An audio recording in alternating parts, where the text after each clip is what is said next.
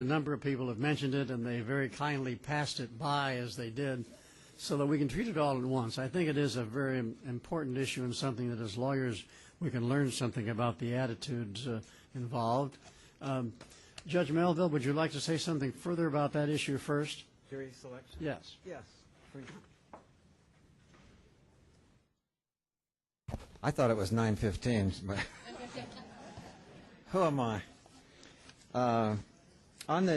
This is just some preliminary on the jury selection, and I say this, that the management of the jurors proved to be one of the more challenging tasks. Initially, a large hall was used to meet with the jurors for admonitions and instructions. Then we brought them back in groups and took excuses from those who could not serve the length of the estimated time for trial, which I recall was 6 months estimate. After the hardship excuses were heard, deferments granted, and jury questionnaires filled out, we ended up, surprising to me, with a lot of people who wanted to serve on this jury. As a result, jury selection went very quickly. We selected 12 jurors and 8 alternates. Our jury box only had 14 chairs. In anticipation of this and to save money, Darrell went on eBay and found theater seating available for $46 a seat. We had a quote that up to that point of $10,000 for new jury chairs. So including shipping, we paid $46 a chair for 20 chairs. As the trial progressed, each morning we had the jurors meet in an adjoining building some distance from the courtroom. They would come over in groups escorted by several bailiffs, and the day would begin. As the trial progressed, time passed, there were bumps with the jurors. But I felt nothing was serious enough to divert the energies of the court away from the progress of the case.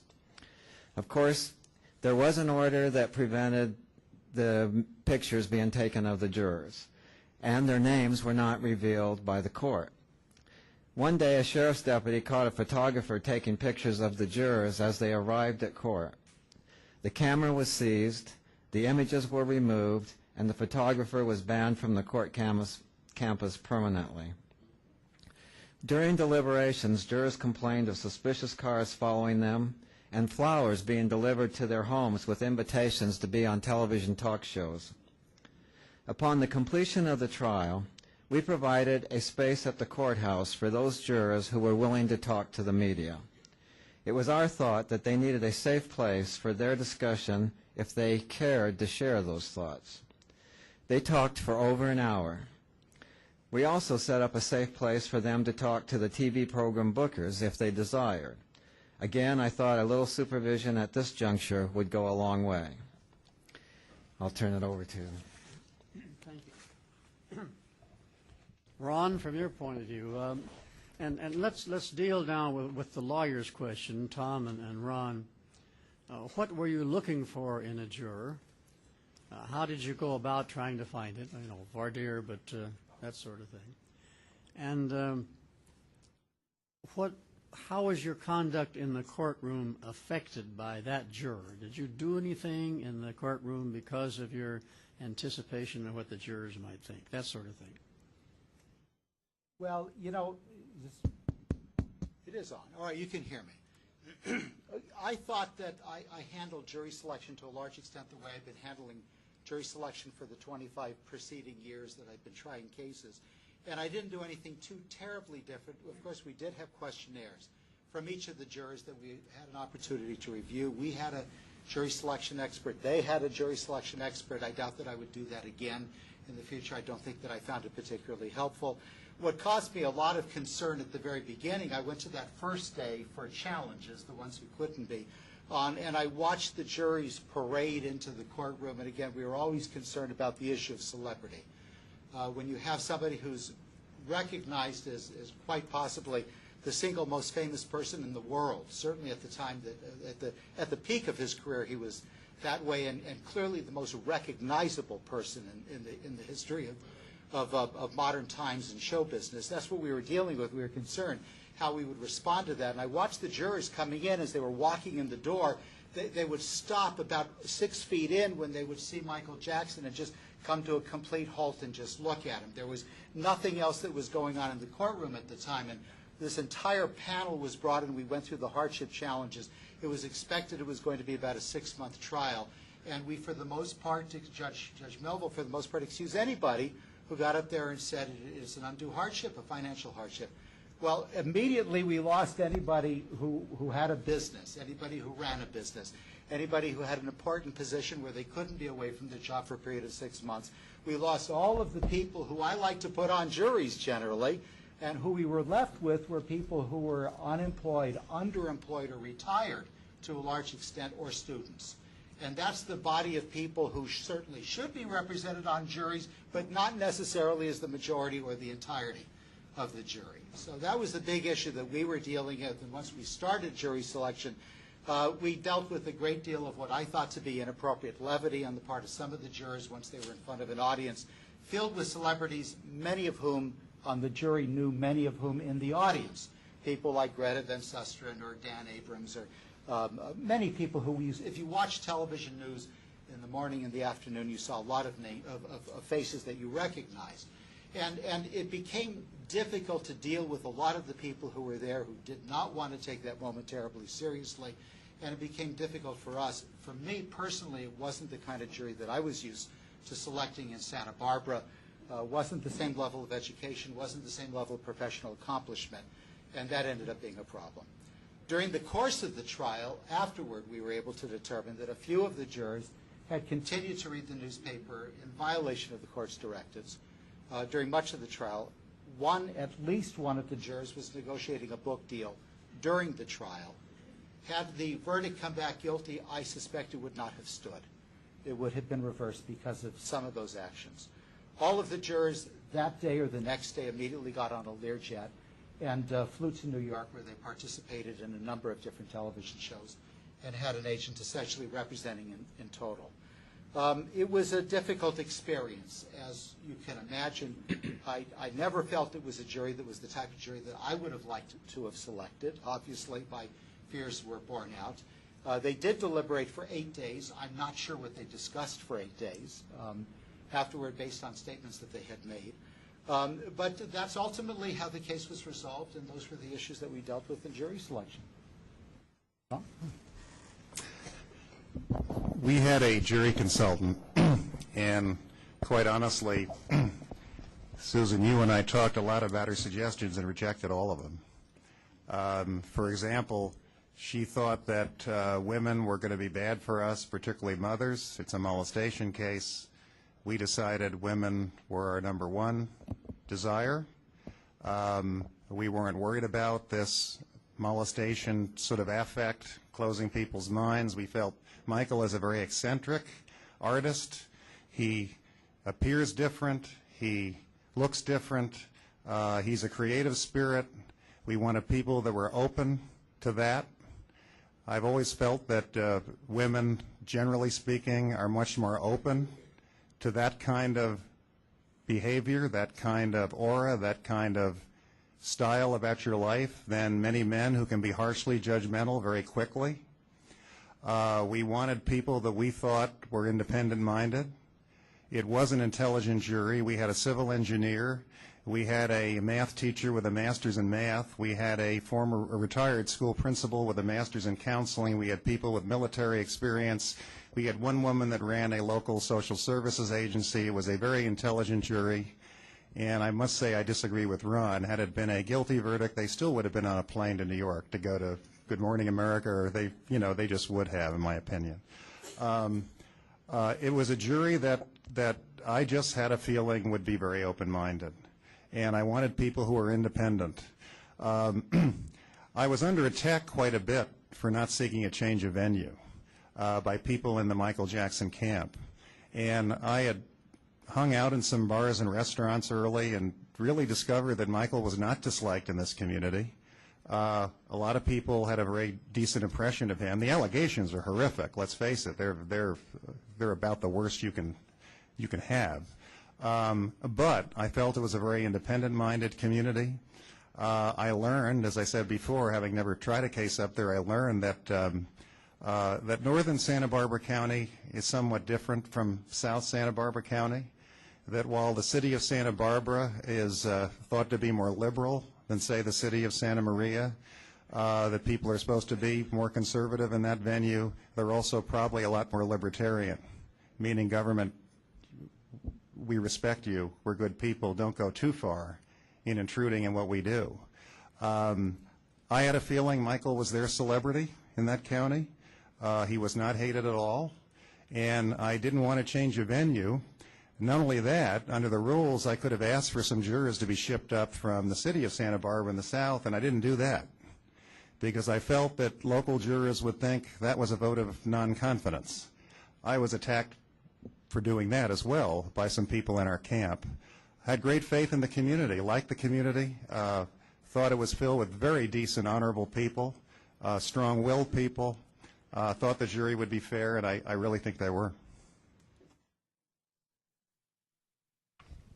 Do any other members of the panel have anything they'd like to offer on jury selection in an important case where you have such a high-profile party? Well, Seth, I'm amazed that they were able to select this jury in a day and a half. I can remember how we spent 6 weeks in the Simpson case picking a jury with many of the same issues. And I'd also like to echo the counterintuitive belief that the jurors in Santa Maria would be disfavorably disposed towards Michael Jackson.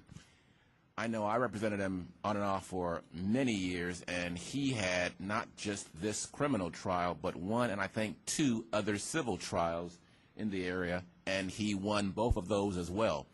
There was a trial I can recall where several security guards alleged wrongdoing in an employment context, that he won that case. I think there's one other as well, Judge Melville. So he had always contributed to that community. He was well known, and he was in fact beloved.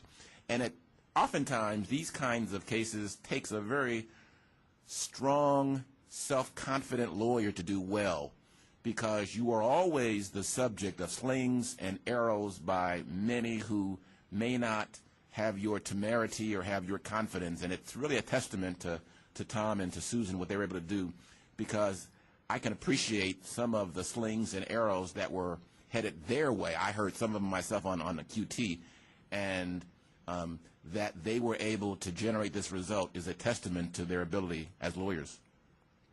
Any other comments from the panel on jury selection? Difficult problem. I have one question here that isn't quite jury selection, but it's jury evaluation, I guess. And so let me read this question and see which one of you would like to take a shot at it. It's addressed apparently to the judge and the lawyers, so I guess anybody has a fair shot.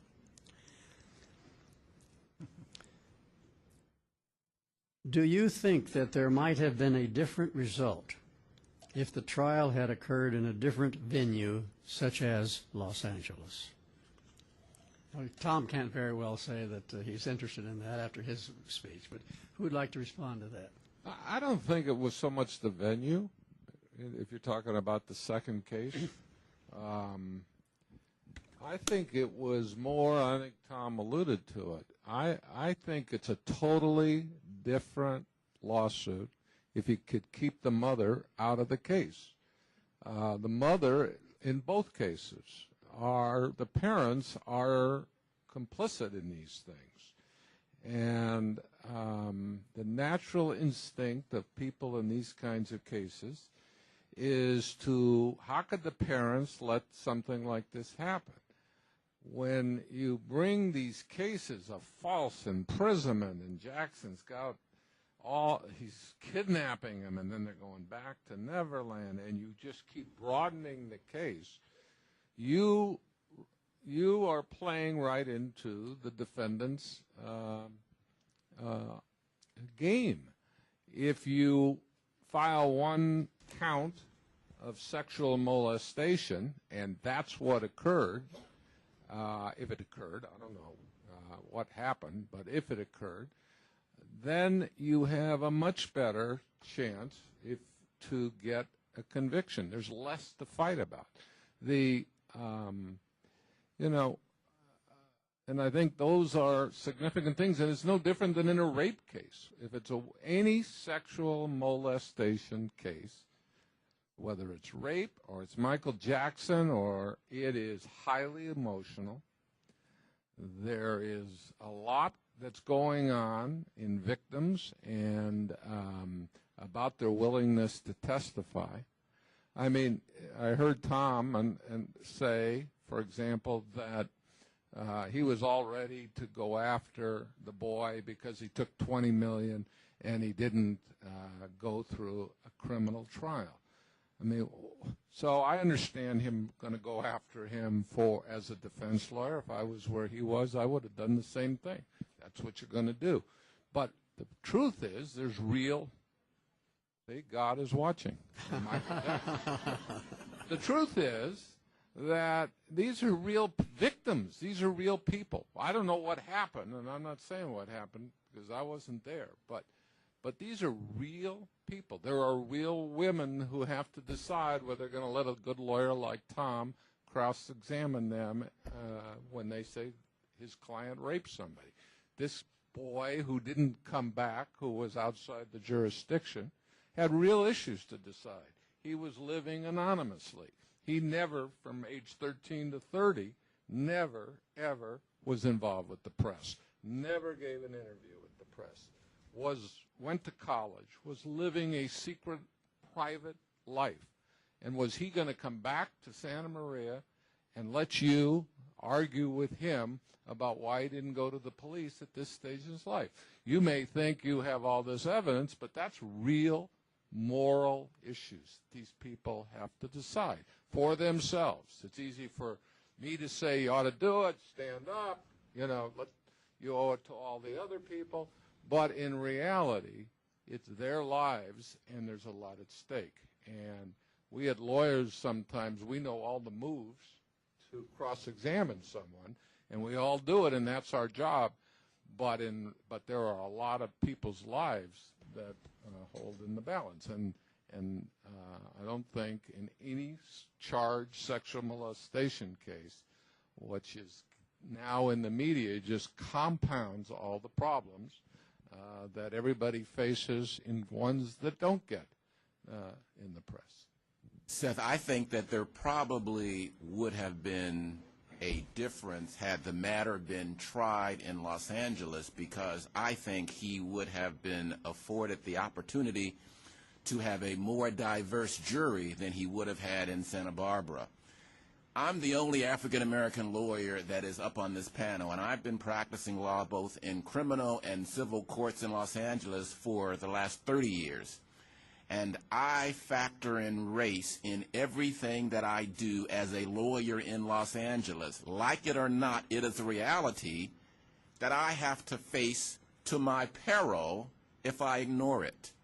And I suggest that if there had been a trial in Los Angeles with a 6-month estimate and the need to first pre-qualify a jury panel for hardships, I would gather that there would likely have been more prospective jurors that looked more like Mr. Jackson than there probably were in Santa Maria.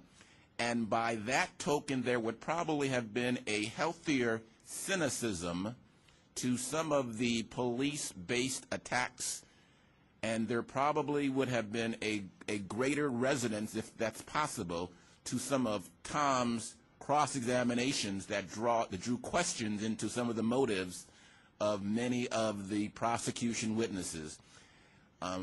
Rightly or wrongly, African-American communities loved Michael Jackson and rejected the allegations both in '93 and in 2005. And while I think that the verdict was more a consequence of great lawyering, there would have been a jury pool more receptive to some of the broader-based attacks on the police and on the prosecution than I gathered there was in Santa Maria. Anyone else want to discuss that subject? Let's have a little switch here for the moment. Complete